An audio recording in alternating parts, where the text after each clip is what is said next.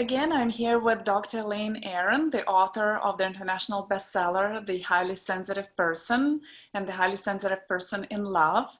And I want to talk today, Elaine, about the current crisis and what people are going through. And highly sensitive people tend to process everything much deeper, and they already naturally have more anxiety. And I bet they all experience uncertainty and fear. What advice would you give to particularly highly sensitive people who are now sheltering in place and experiencing this crisis? Well, thank you, Diana, for asking me about that, because I think it's a really important subject that I can go on and on about. I did write a blog about it in hsperson.com, but I'll probably be repeating myself a little bit. But also, it's been almost a month since this happened, so things have changed a little bit for us. We were very overstimulated by just the change, because HSPs, highly sensitive people, do react to change more because that they're processing it, going back to DOES, that they're processing it more deeply for D. They're overstimulated just by so many things that they're noticing changing and how it's going to affect them, because we tend to see farther in the future and remember more from the past. So we have this big picture.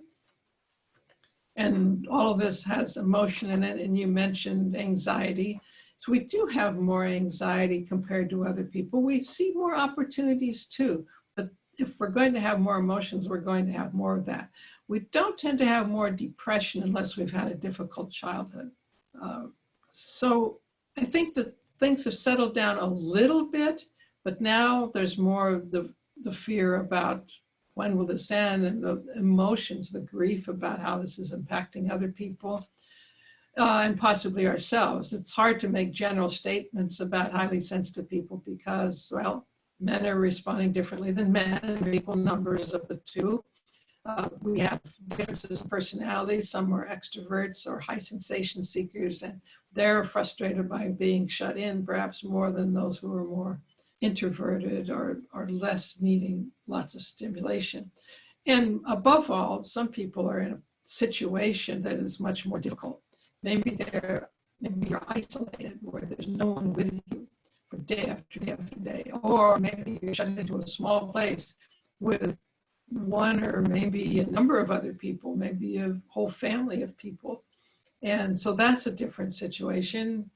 And you all have other personalities. And one of the things that I've talked about in the past is differential susceptibility.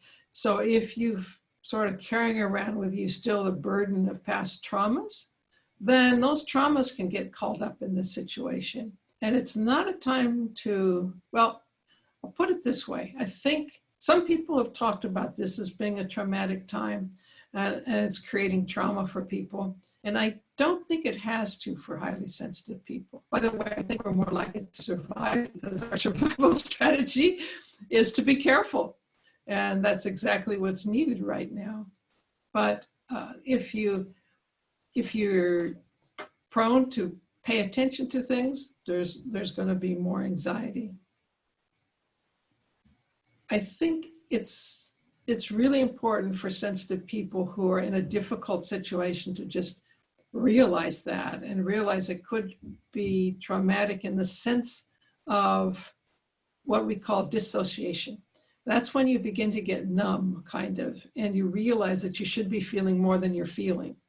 And that's how something becomes traumatic that has to be processed later on. But because highly sensitive people process things more deeply, I'm kind of suggesting that for those who are not too overwhelmed by their situation, that we do try now to process more. I had been saying, don't watch the news, get somebody else to tell you what's going on.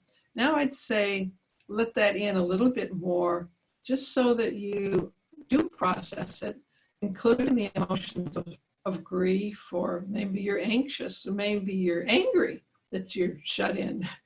Where I live, the one thing everybody really loved was to go outside and hike. We were allowed to do that, and we were good at keeping social distance mostly. except there were some problems. So now they shut off all the hiking trails. You can't not go to a hiking trail you cannot walk to. And they'll give you $1,000 fine if they find you driving anywhere that's not essential. So that can make you kind of frustrated, but you know it's for a good reason, but it's still frustrating. So we have all these emotions. I'm just saying it's a good idea to try to process them. It's really important to do lots of self-care right now.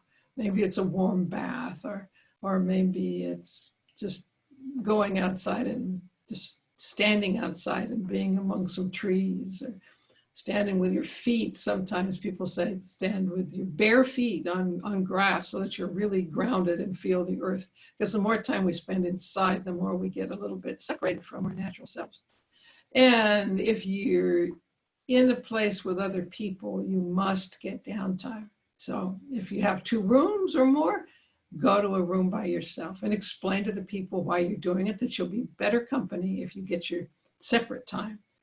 If you notice yourself starting to get irritable with other people, you almost surely need some time by yourself. So that's probably the most important things. I think it's good to connect with other people. Try to connect with people who are more upbeat, not people who are really, imagining. I have a friend who we were talking about, he says, and of course, this leaves you scars in your lungs. And I thought, I don't really need to hear that. You probably didn't need to hear that either. But the point is, there are some people who really go on and on about the terrible things that are happening. And you just do as you feel best about. Some people really tie into the political side of it, and maybe you do, and maybe you don't want to get involved in that. But take time to be with friends by Zoom or on the telephone.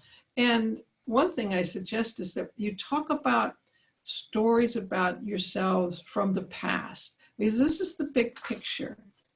I heard this man on the radio being interviewed. He was a doctor. He was talking all about what he was being asked about. But finally, they asked him about his childhood. And he talked about how his mother had died when he was born, and he hadn't been told that until he was 10 years old. He was growing up with his aunt and uncle who loved him very much, but they were farm workers, and how hard that was and how poor they were. And then when he wanted to go to college, he went out in a suit and tie and a briefcase and went door to door with a contract he had typed up on an old typewriter saying, if you will support me through medical school with some donation, I promise to come back to this town and work as a doctor. And it was such a wonderful thing to hear something about this man besides him telling us all about the politics behind the coronavirus. He was also a congressman. So I think tell stories about yourselves, and that will get you out of this. And maybe there's other interesting things you're doing. Maybe you're reading some novels right now and talk to each other about what you're reading. So the big picture is always my final point.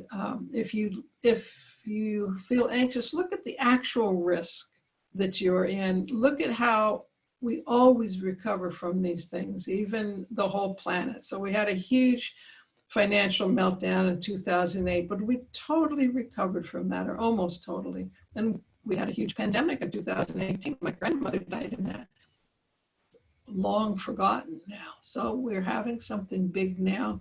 We're living in an exciting kind of time, really, to witness. And so keep that big picture.